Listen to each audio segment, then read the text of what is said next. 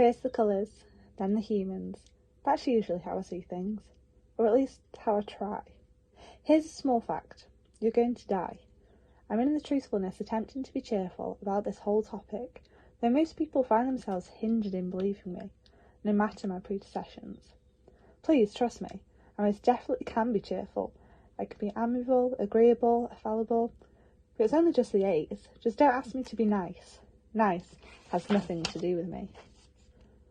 Reaction to the aforementioned act. Does this worry you? I urge you. Don't be afraid. I am nothing if not fair. Of course, an introduction, a beginning. Where are my manners? I could introduce myself properly, but it's not really necessary.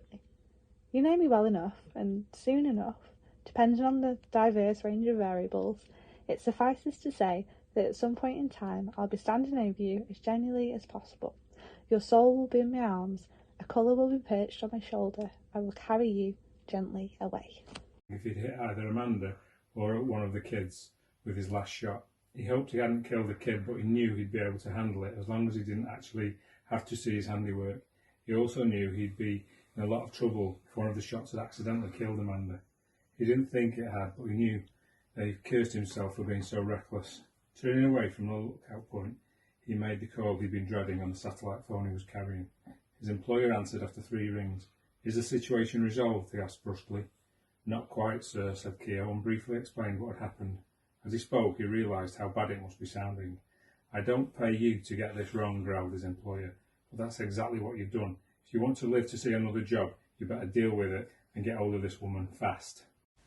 Charlotte's hat blew off before we reached the doors, and she went running after it, chasing it along the ground with outstretched arms until a great gust blew it upwards and straight into the chest of Dr. Mead. He captured it with both hands, laughing easily and passing it back to Charlotte before removing his own. I did not hear what he said, but they walked towards where I stood at the large cedar door, clutching their hats close to them like kittens.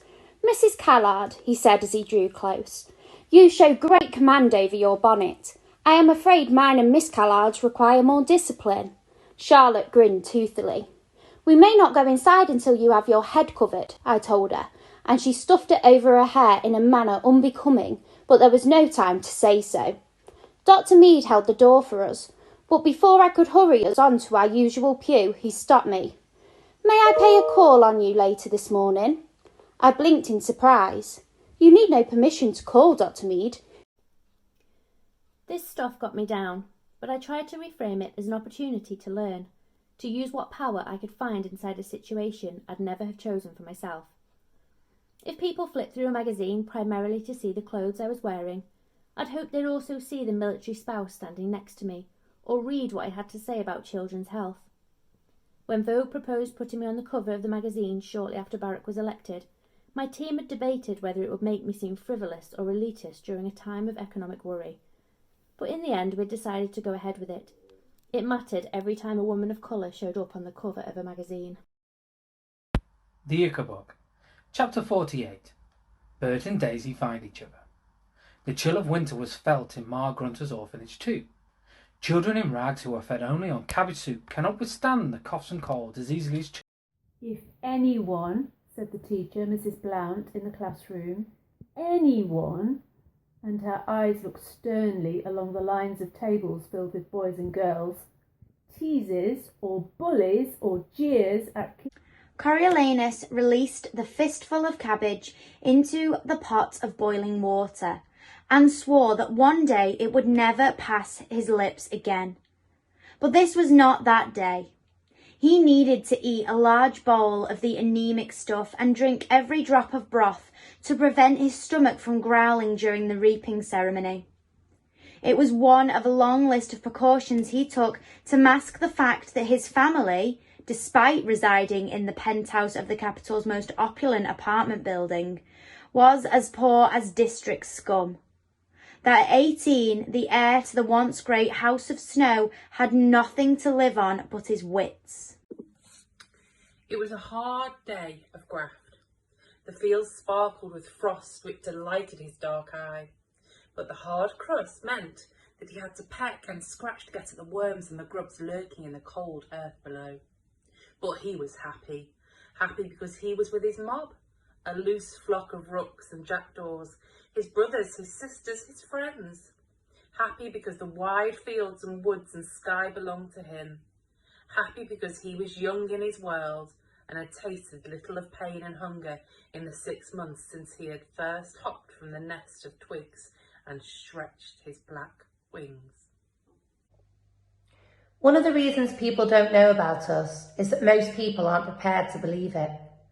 Human beings, as a rule, simply don't accept things that don't fit their worldview. So you could say I'm 439 years old, easily enough. But the response would greatly be, are you mad? Another reason people don't know about us is that we're protected by a kind of organisation. Anyone who does discover our secret and believes it tends to find their short lives are cut even shorter. So the danger isn't from ordinary humans, it's also from within. You are old, Father William, the young man said, and your hair has become very white, and yet you incessantly stand on your head. Do you think at your age it is right?